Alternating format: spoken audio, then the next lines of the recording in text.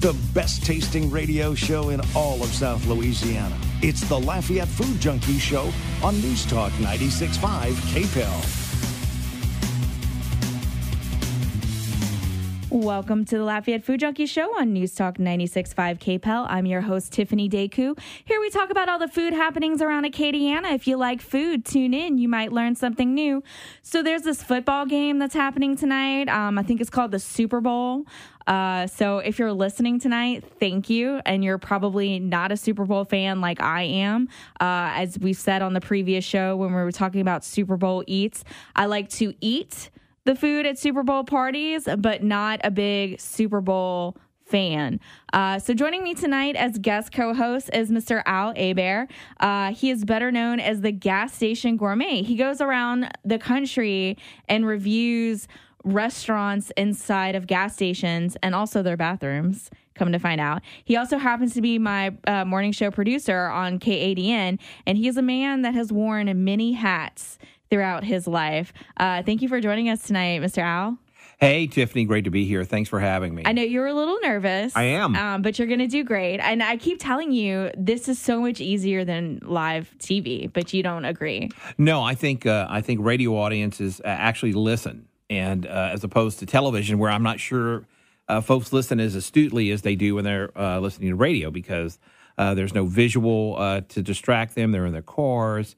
Sometimes they're at home, but I do think radio audiences pay a lot more attention than perhaps our television audience does in the morning. You're going to do fine. We're going to talk. We're going to have so much fun on the show. It's going to go by and you're going to be like, I can't believe that it went by so fast. Well, I'm gonna try to be interesting, and if you're listening right now, there's a good chance you'll be sound asleep soon. Oh, stop! Are you a big Super Bowl fan? I am not a Super Bowl fan. I am, however, like you, a fan of Super Bowl food. Yes. The layered dips, things like that. So yeah, I like Super Bowl food, but no, not a big fan of the Super Bowl. Okay. But I like the commercials. I always watch the commercials. The commercials are good. Justin Timberlake is performing tonight. I know a lot of friends that are not into football but are into watching Justin Timberlake, so they're going to be watching him tonight. So. Yeah, and Janet Jackson won't be there because of that wardrobe malfunction. I'm going to try not to have a wardrobe malfunction here. Okay. I know we're on the radio, but right. I think I'm buttoned up and okay. So besides the many things that I do with my day job and the radio and now doing the morning show on Fridays, I'm also in grad school to become a mental health counselor. And funny enough, this week we were learning about secure attachments in infants for my developmental psychology class. And I also happen to listen to podcasts. And so one of the podcasts that I was listening to last week called Bite was talking about how not to feel bad for the food that you like, because there's a scientific reason for it. And one of the people that were on there was saying that the food that we crave for comfort as an adult is a direct result to our caregivers when we were in childhood. And if we experience secure attachment, which ideally that's what you want everyone to have a secure attachment where they're caregiver, you crave the food that they fed you as a child, which I thought was interesting. And I said, oh, look, my two worlds just combined, psychology and food. So I went, back to class this week and we were talking about that. So it kind of made me think about the food that I crave when I am stressed out. And it immediately made me think about my mom's grilled cheese and tomato soup, which is not fancy, but it was delicious, and she would make that for me as a child. And as an adult, if I'm sick, if I'm not feeling too good, I want soup, but specifically like a grilled cheese and tomato soup is so comforting to me. It's like getting a hug. And that's what they were saying in the podcast, is that when you eat it as an adult, it's like getting a warm hug from that caregiver from your childhood. So I was going to ask you, is there a food that you crave as an adult when you're kind of stressed that you got when you were a child? I would say gravy. Yeah. I love gravy. I like great biscuits and gravy. I like meatball stew because that has gravy, rice and gravy. I sometimes take gumbo and don't put a lot of the liquid in it, so that's kind of like a gravy. Yeah, gravy makes me feel great. Okay. Well, as a matter of fact, I had a glass of it on the way here tonight. Yeah, I always say that I'm going to drink gravy from a glass. So Large glass of gravy. Yeah. I feel fantastic. All right. Well, that's good to know. I feel secure. Yeah. I want to give a shout out to the Cajun table. I dined there this past Friday. I got takeout. They were slamming packed, which made me super excited. It's crawfish season. So everyone was there eating boiled crawfish. I think they were turning people away or telling them it was going to be an hour wait to get a seat there. Luckily, I got what was called the Piro Party, which is their fried shrimp po' boy that is covered in crawfish etouffee. Yeah, it was delicious. But they were super packed. I'm super excited for them to see that they have the business going. So kudos to them. Have you dined there yet? Speaking of gravy, they have a plate lunch, lots of gravy dishes for their plate lunch through the week. No, I've not been there yet. I've not been there. I do hang out in gas stations, and I have a weird schedule at News 15.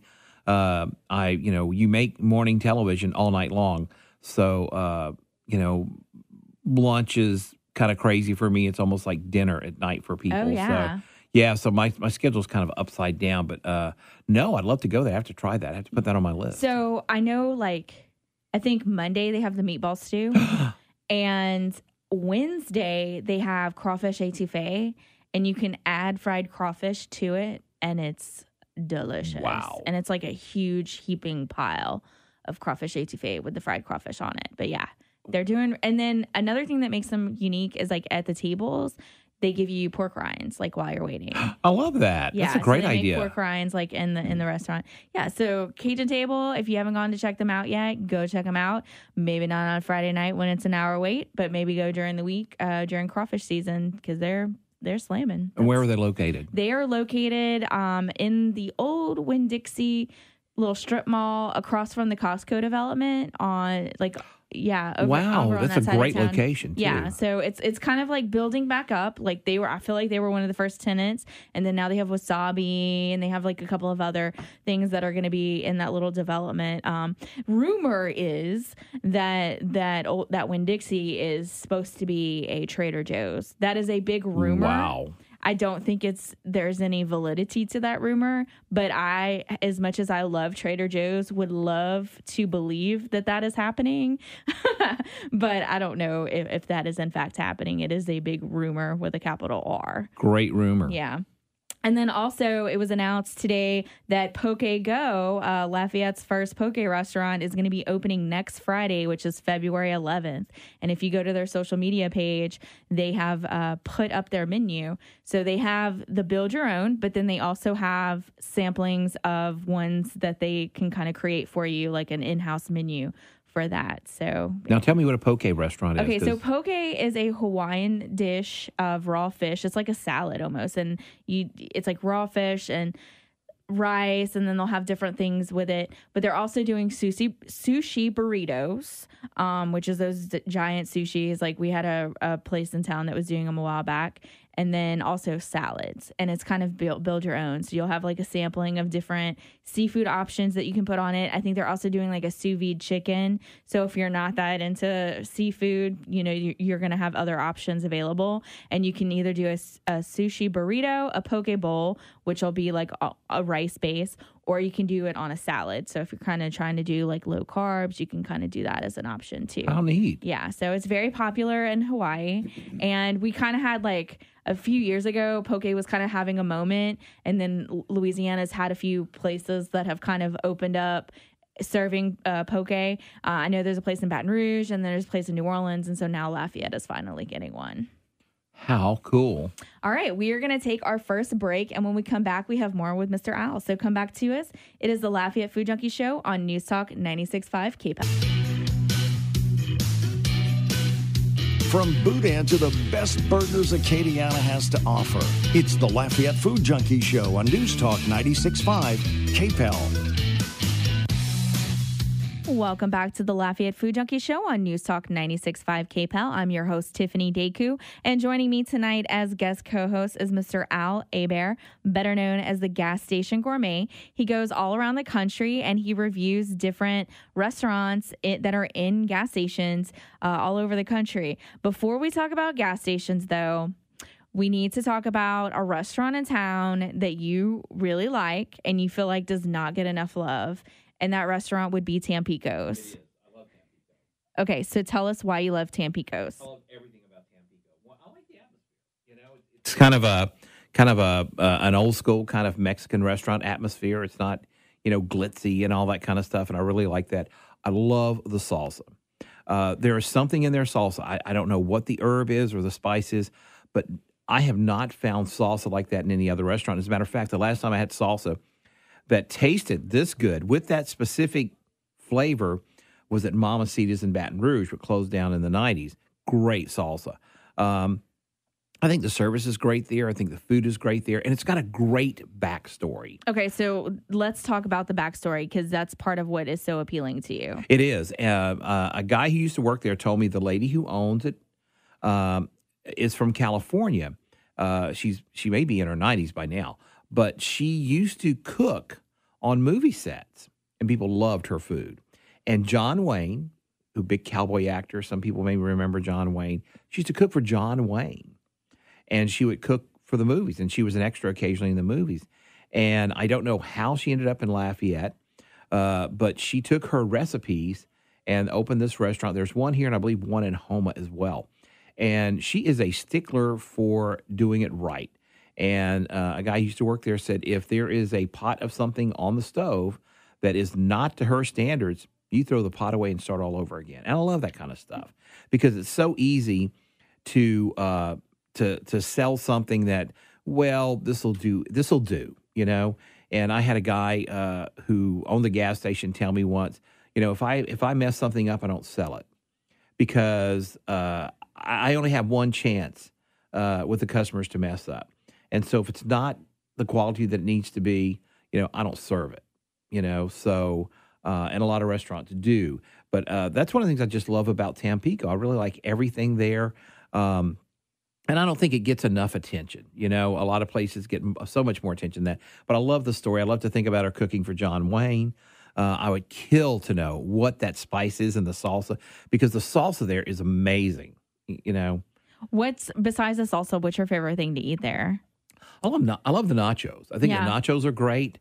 I love the burritos. I think those are great. Mexican food, it all tastes rather similar, I see, and we've talked about this, and I have to disagree with you when you say that, because depending on the region of Mexico, like the food changes definitely. Now, that's correct. I'm just talking about like as Tex-Mex, far as right, yeah. But I love Tampico. I love everything about it. I think the service is excellent there. I've had great service there. But it's the salsa that I keep thinking, what in the world could it be, and how can I find out? And no one seems to really know. But I love the salsa. Or they don't want to tell you.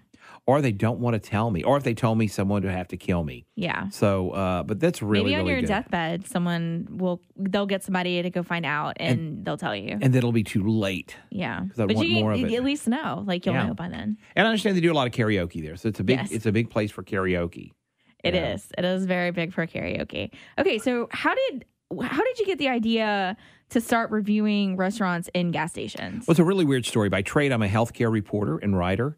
And traditionally, our company has shot medical projects for television for healthcare providers, and mostly in Texas because it's a much more competitive healthcare market there. And so we were on our way. We stopped at a little gas station in Crowley, Louisiana, Chevron. And when you walked in, it smelled like your grandmother's kitchen on a Sunday. It was a wonderful smell. And so I said, gee, I wonder if they're cooking food here. And sure enough, went to the back, and there was, kind of a little serving area, and they had roast and rice and gravy and green beans, and we had a meal there. It was wonderful. I told the videographer, I said, gosh, there's one or two more places like this in the country. We could shoot some packages here. We'll call it the Gas Station Gourmet and maybe have a little fun with it. Then that was going to be it. Well, come to find out, at that time, food in convenience stores was really on the way up. Food services is growing as the margin on gasoline diminishes. People who own convenience stores, gas stations, truck stops are really, really focusing on the food service, and that's where they're making their money. So the thing just snowballed. And the next thing I know, a magazine called NACS Magazine, the National Association of Convenience Stores magazine, asked me if I'd write a monthly profile of a gas station for them. They are up in Washington, D.C., and they are the voice of the convenience store industry. And there's about 150 plus thousand convenience stores in America, and of course, all over the planet. And it's $1 trillion business. It is a huge industry. To give you an example, it's bigger than the supermarket industry. It's bigger than the drugstore industry. It's huge. And when I say drugstore industry, I don't mean prescriptions, but so it's big, big business. And so my stories go out all over the country, parts of Canada. I think they're in Mexico and maybe a couple of other foreign countries. So I got a lot of play out of the Gas Station Gourmet. And then we started doing packages for Gray Television. They have a show called Moms Every Day, and I contribute weird stuff to them. So it's really, really grown. And I've met a lot of people, and it's as much about food as it is the business of gas stations, which is a fascinating industry. So whenever I think of a restaurant inside of a gas station, I think that that's very common around here in Acadiana. I feel like every gas station almost here has like amazing food. But you're telling me that all over the country, this is the case. Well, it's growing. For instance, on the East Coast, especially in Washington, D.C., a lot of the older towns, like maybe even New York City, those kind of places where you had convenience stores in neighborhoods, well, they didn't have the facilities to cook in the stores. And because of the codes, they couldn't. So a lot of times a food truck will be affiliated with a store, okay. And so that's the way it is here. In a lot of places down here, if you remember the way convenience stores used to be, there would be a roller grill with a very old hot dog on it. They're still like that? There's still a lot of them like that. And so what ended up happening is, people began to grow their food business and say, well, we got a roller grill, but hey, we're going to put in a hamburger grill, or we're going to start doing this. And what ended up happening is people, because convenience stores are rather convenient to get in and out of the parking lot, they went from that to hamburgers, to some started doing plate lunches. I've run into classically trained chefs in some of these places. I walked into a gas station, a little tiny town called Noonday in Texas, and they had Cornish game hen on the menu, magnificent desserts, in a town of something like 700 people. And they had the most amazing stuff on the buffet. And it was the guy who was cooking it was a classically trained chef, graduated from the Culinary Institute of America. And so I'm finding more and more of these places. And I know that I've interviewed at least 3, maybe 4 classically trained chefs who got into the convenience store business because either they just wanted to, or, one guy's got a great story. He couldn't get a loan for a restaurant. But he was able to get one for a gas station. Exactly. The bank said, well, look, we got this gas station that didn't get completed yet. You want that? And he said, sure. So now he's got this magnificent restaurant. They have happy hour. He doesn't sell packaged liquor. He sells wine and mixed drinks and things like that, lobster bisque. I mean, in a gas station, and I found one of my favorite places in America is a place called the High Country Market and Gastro Pub. It's owned by a sommelier. And you can go in this place and get Cristal champagne, $450 a bottle. And he does wine classes. And I mean, it's packed with people on Tuesday nights for the wine classes. So it's a pretty amazing business and a lot of fun. What have been some of the best gas stations around the country that you were just like, man, this food is so great, and kind of stuck with you? Well, I got to say, I just mentioned High Country Market and Gastro Pub. What I love about this place is the attention to detail. And I write a lot about attention to detail because that's really what makes food great. People who cut corners, I certainly understand the cutting the corners, but there are people out there who do not. For instance, when I go into a gas station, I never say, hey, this is who I am. I go in there and I quietly have a meal to see if it's good. And then if it's good, then I say, well, I'll do a story. So I went to this place, this place is in Round Rock, Texas, the High Country Market and Gastro Pub. And I got a hamburger and fries, and it was really good. And when I met the owner, I said, gosh, these were the best fries I've ever had. And he looked at me really funny. And I immediately knew I was off on the fries. It was something else. And he kind of cocked his head, and I went, oh, my God, it's the ketchup. And he smiled really big Come to find out, this guy's ketchup, it's $300 for him to make a bowl of ketchup. Wow. He imports the herbs from Italy, and he blends this ketchup. As a matter of fact, I've got a video on the Gas Station Gourmet YouTube page where, he shows how he makes the ketchup and talks about it. But what's interesting about this guy, his name is Zahir Walji, and he wants everything on the plate to be an experience. Okay, you've got great fries, you've got a great hamburger, but you're going to have average ketchup? No. He said, I'm not going to have anything on the plate that's average. We're going to take it a cut above. And so every piece, every element in a meal, he makes it an experience. And the ketchup was amazing. And the chocolate cake there, I think the chocolate mousse cake may be the best chocolate cake I've had in any gas station in America. It is amazing cake. And attention to detail. This guy, Zahir, noticed that people were eating pizza but not eating the crust. Well, that bothered him. So what he did is he created a basting sauce made of butter and herbs. And twice during the pizza cooking process, he will baste the crust. And he said, people began to eat the crust. The crust was so delicious. And I love that kind of attention to detail. You're going to have a great meal when someone cares that much, when someone cares about every element on the plate. And I think there's great gas stations here in Acadiana. One of the best hamburgers I've had in America, I had at a place called Mudbugs. It's called College Junction Mudbugs in Eunice. It's been there for a very long time, but these folks bought it a few years ago. And again, this guy, attention to detail. He ran McDonald's. His name is Stephen Bollock. He ran McDonald's, bought this place, wanted to have his own place, and, has great, amazing, crazy plate lunches. For instance, it's the first place I've ever gone into where you could get tongue on the plate lunch. Now, they no longer serve it because, as you know, tongue is extraordinarily expensive now. And he didn't want to just have that on the menu and then have to charge his customers. But he's got paws twice a week, I think once a week. And he's got both regular paws and jalapeno paws. Okay. And people love the paws, and it's really, really good. And for those of you who don't know, paws is you take the stomach of the pig and you stuff it with really, really rich meat. And it's like it's almost like maybe something you put in rice dressing or something like that. And it's really, really good. Can't keep it. When it's the paws day, you better get there early. It's going to be gone. The other thing he's got now that is really, really good, he serves rabbit and gravy. Now, when's the last time you went to a restaurant and found rabbit and gravy? See, rabbit is actually on the up because it's a really sustainable protein source. So a lot of places are going to start putting more rabbit on the menu. Wow. Yeah. This is the first time I saw rabbit. But, his hamburger story, he's got a great hamburger story.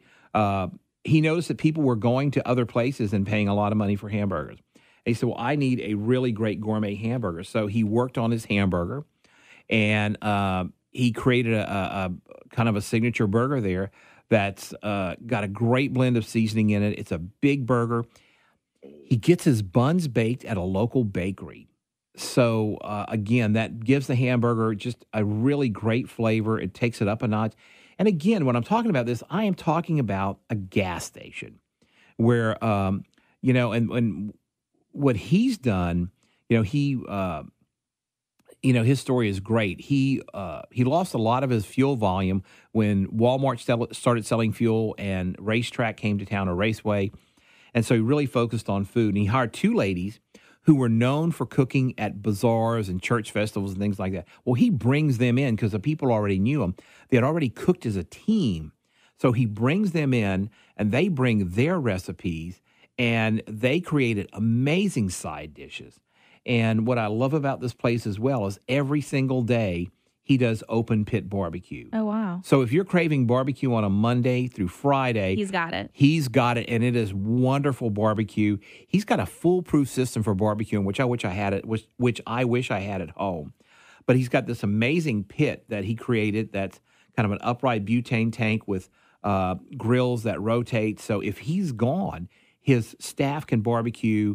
All they've got to do is time it, and it's open pit. It's not smoked. And I love smoked food. But I had a guy in Texas tell me, I was doing a story on a place called Nathan's Barbecue. And Nathan said, now, my barbecue is open pit. Most barbecue is smoked. Now, I had not realized that. And I love, again, smoked meat is great, but open pit barbecue definitely has a different flavor. And it truly is barbecue. So, he barbecues open pit every day. He's got this crazy contraption. And it's really good stuff. We have some great barbecue places in Lafayette here as well.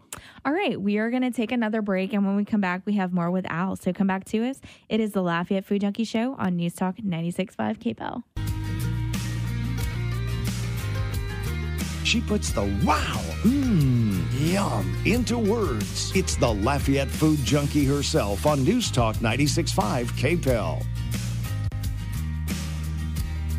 Welcome back to the Lafayette Food Junkie Show on News Talk 96.5 KPEL. I'm your host, Tiffany Deku, and we've been talking with Mr. Al Hebert, who is better known as the Gas Station Gourmet. So where can people go to read the articles of the reviews that you've done? Well, I try to post them when I can on our website, which is www.gasstationgourmet.com. So gasstationgourmet.com. I try to post them there, but Facebook is so big, and most people go to Facebook that I probably pay a lot more attention to Facebook. If you're in the, you can always subscribe to NACS Magazine. That would be wonderful if you did that.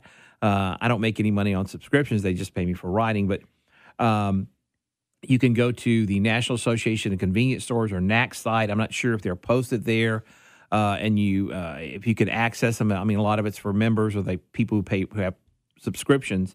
But I do try to post the articles, on the when I can remember, on the Gas Station Gourmet or the Facebook page, which is Gas Station Gourmet on Facebook.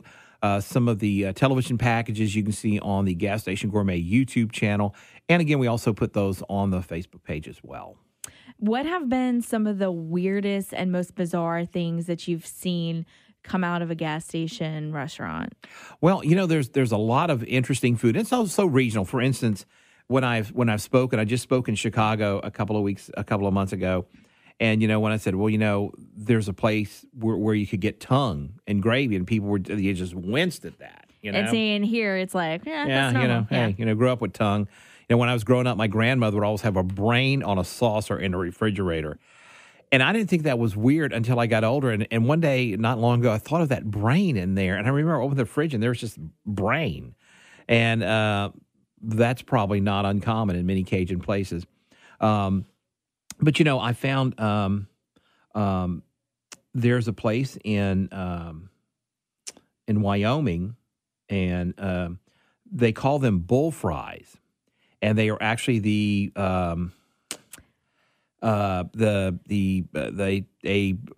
castrate bulls. Yeah.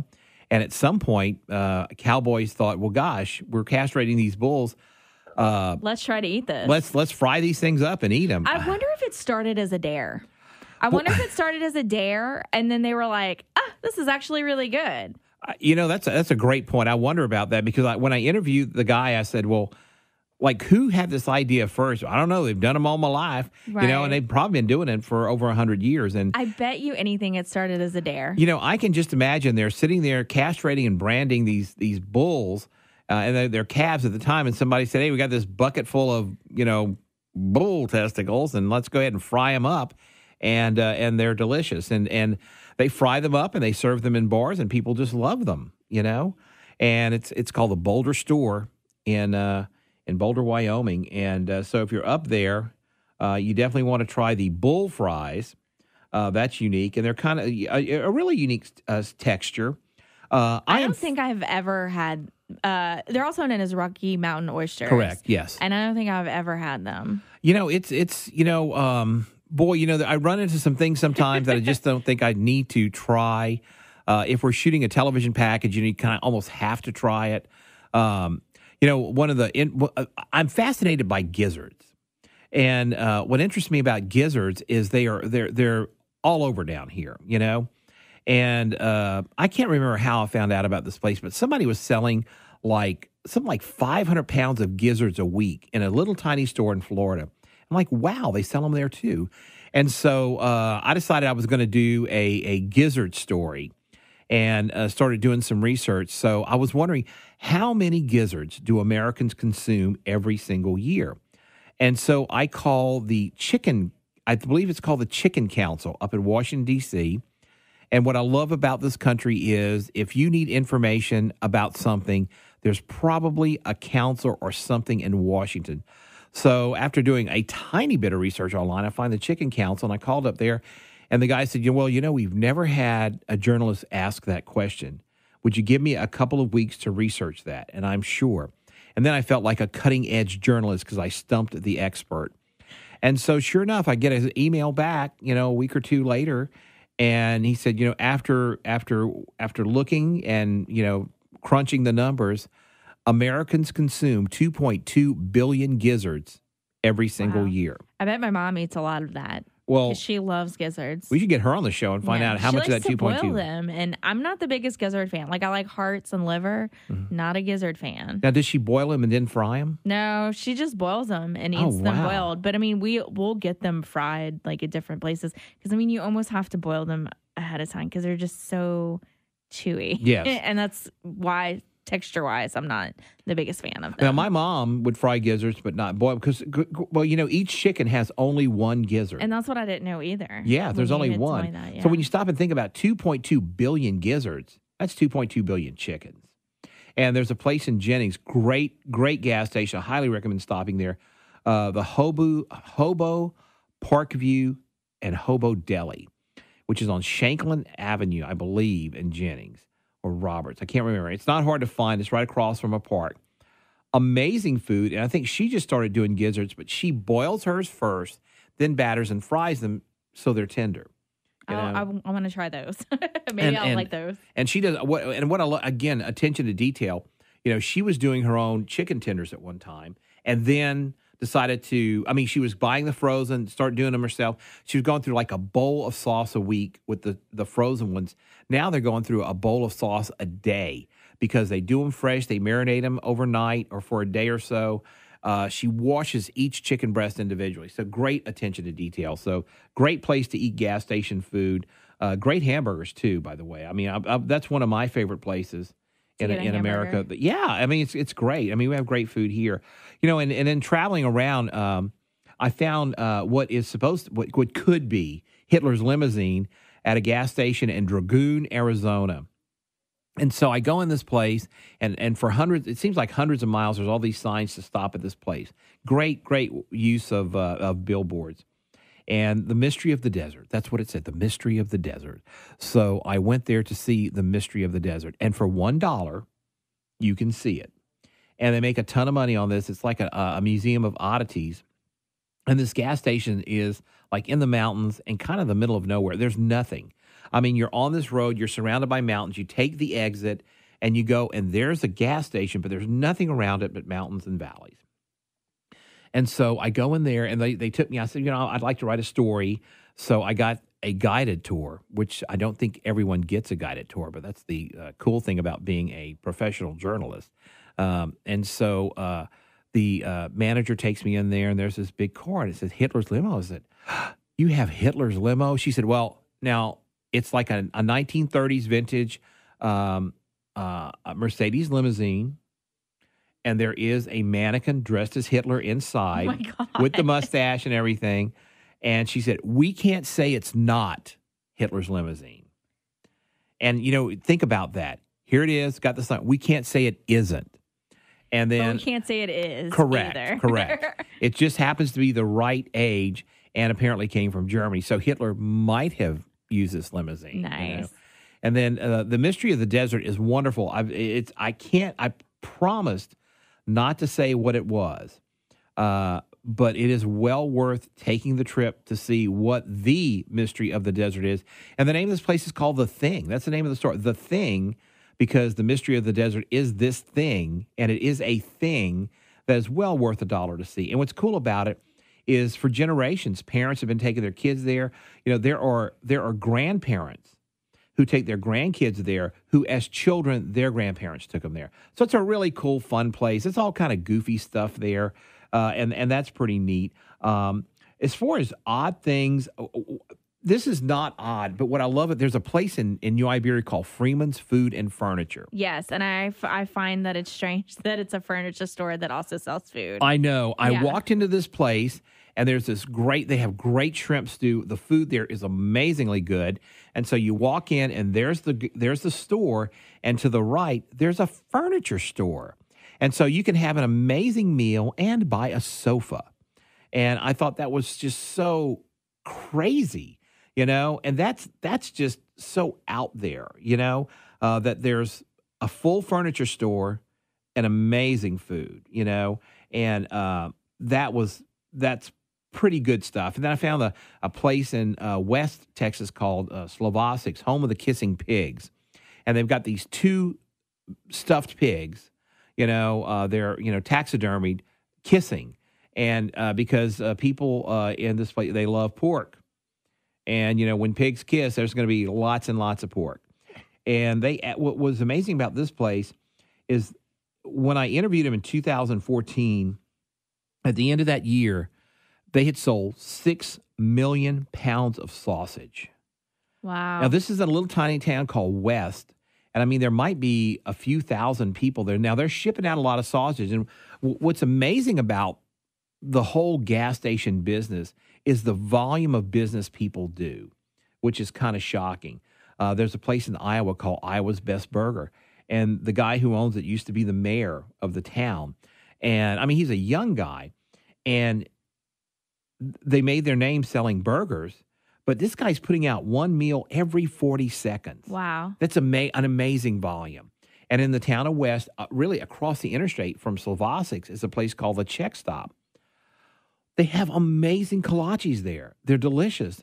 And they sell 104,000 kolaches every 7 days. Now, the average price of $2 a kolache, that's $208,000 every 7 days just on kolaches. And I've been there at 9:30 at night. I've been there when I did the story. I was there at 10:30 in the morning. There's always a line down 2 walls of the store. The lines are so common and long that they train their employees to do what they call line management, so that the customers, although they're waiting in line, once they get up there, they're in and out as quickly as possible. But that's a lot of kolaches, 104,000. That is a lot. They bake 24 hours a day. They sell over 600 kolaches every single hour. Wow. That's pretty incredible stuff. All right, we are going to take another break, and when we come back, we have more with Mr. Al. So come back to us. It is the Lafayette Food Junkie Show on News Talk 96.5 KPEL. And now, the Lafayette Food Junkie Show, served up medium rare every Sunday night.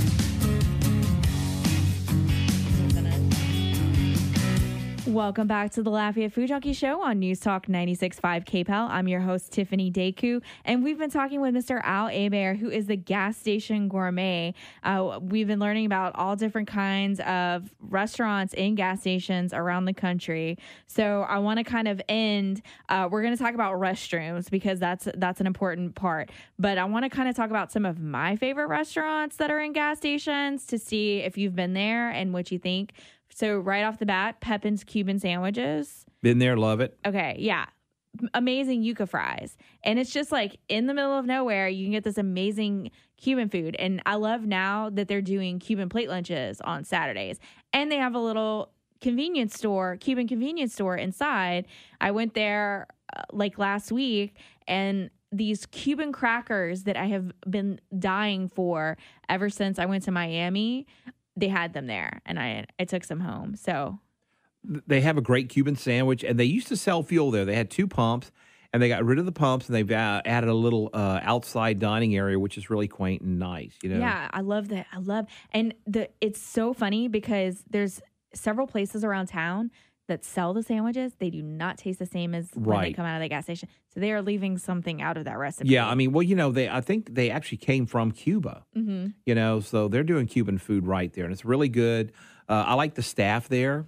I find the staff super helpful, which is what you want in a restaurant where you may not be familiar with a certain type of food, whether it's Chinese or Cuban.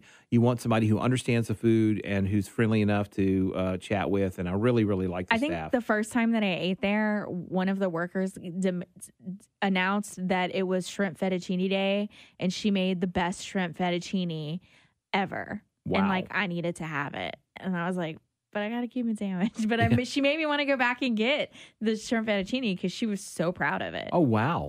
Okay. next one is a place called Polchan. It is a little taqueria inside of a Cash for Less at the corner. It's like Ridge Road. Like it's in that the roundabout off of Ridge Road. Have you been there? I have not. I've not heard of it before. Okay. It's at Cash for Less? The gas station is Cash for Less, and it's a taqueria called Polchan. It's Polechan. And they do pupusas, they do tacos, burritos, and different things like that. And I think they're open 7 days a week. Oh, I need to try that. So check that one out. And then this one isn't a gas station.